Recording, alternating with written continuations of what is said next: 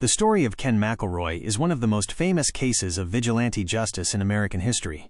It is a tale of a town pushed to its absolute breaking point by a man who seemed untouchable by the law. The reign of the town bully, Ken Rex McElroy, was a big brute of a guy who lived in Skidmore, Missouri. For over 20 years, he terrorized the residents of Nottoway County. His rap sheet included widespread theft. He was suspected of dozens of counts of livestock, grain, and farm equipment theft. Brutal intimidation.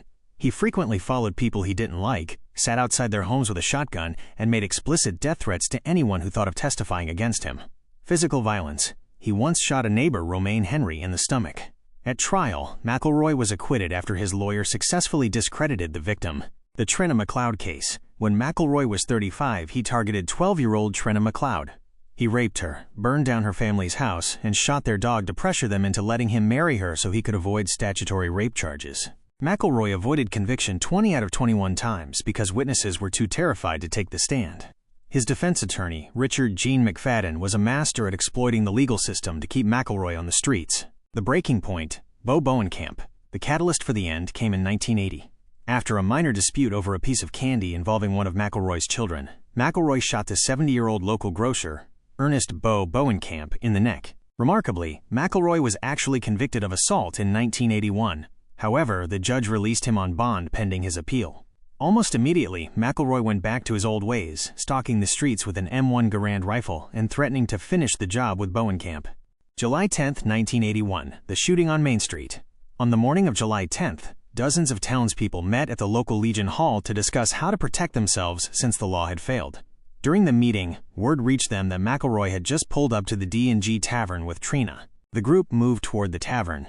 McElroy finished his drink, walked to his red Silverado pickup truck, and sat in the driver's seat. As he reached to light a cigarette, the unthinkable happened. The gunfire. In broad daylight, with approximately 45 to 60 people surrounding the truck, multiple shooters opened fire. The result, McElroy was hit twice, once by a .22 rimfire and once by a larger centerfire bullet. He died instantly. The reaction. No one called an ambulance. No one tried to help. The crowd simply dispersed. The conspiracy of silence. Despite the fact that nearly 50 people were standing right there, not a single witness, other than Trina, claimed to have seen who pulled the trigger. When investigators arrived, every resident gave the same story. They didn't see anything, or they were looking the other way. Trina identified a local resident as the shooter, but the prosecutor refused to press charges, citing a lack of corroborating evidence. Even the FBI conducted a massive investigation, but the wall of silence in Skidmore remained unbroken. To this day, no one has ever been charged with the murder of Ken McElroy. He needed killing. A common sentiment expressed by the residents of Skidmore in the years following the event. This case has been the subject of numerous books and documentaries, most notably In Broad Daylight by Harry N. McLean.